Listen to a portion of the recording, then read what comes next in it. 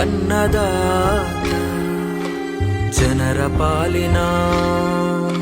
ಸ್ನೇಹದಾತ ತನ್ನುಸಿರ ಬೇಯಿಸಿ ಉಸಿರು ಕೊಟ್ಟನು ಬಿಸಿಲು ಮಳೆಗೆ ತನ್ನ ಜೀವ ತೆತ್ತನು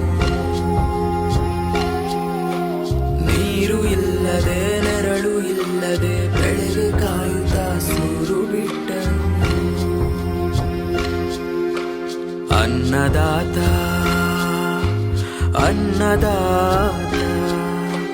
ನಮಗೆ ನೀವೇ ದೇವದೂತ